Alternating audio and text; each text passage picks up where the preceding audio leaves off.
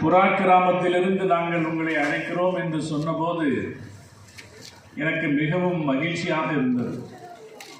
காரணம், அந்த பெயருக்கு பின்னால் இருக்கிற வரலாறு.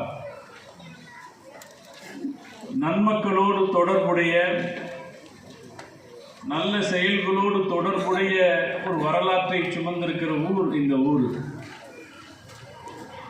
அது எனக்கு நான் பல இடங்களிலும் பல பயான்களிலும் இதை சொல்லியிருக்கிறேன். எத்தனையோ ஊர்களில் பயான்களில் இந்த ஊரை நான் பார்த்ததில்லை. ஆனால் புறா கிராமம்னு பேரில் ஒரு ஊர் இருக்குது நாகூருக்கு பக்கத்தில்.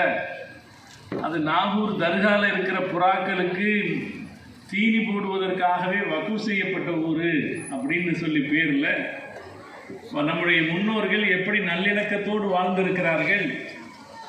தஞ்சை ஆண்ட சரபோஜி மன்னர்கள் இப்படி வகுப்பு செய்திருக்கிறார்கள் என்றெல்லாம் பல நேரங்களில் இந்த ஊருக்கு வராமலேயே இந்த ஊரை பற்றி பேசியிருக்கிறேன்.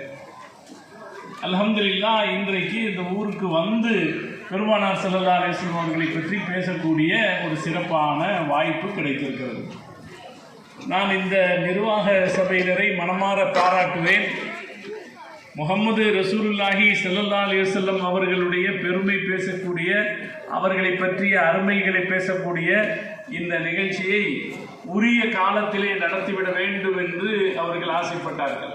காலம் தள்ளி போய்விடக்கூடாது, உரிய காலத்திலேயே நடத்த வேண்டும் என்று ஆசைப்பட்டார்கள். ஞாயிற்றுக்கிழமை முடியவில்லை, திங்கட்கிழமை ஏற்றாவது நடத்திவிடலாம் என்று திங்கட்கிழமையை முடிவு செய்தார்கள். அல்லாஹ் அந்த நாளிலும் ஒரு விடுமுறை நாளாக ஆக்கியது, அதிலேயும் ஒரு சந்தோஷம். அல்ஹம்துலில்லாஹ்.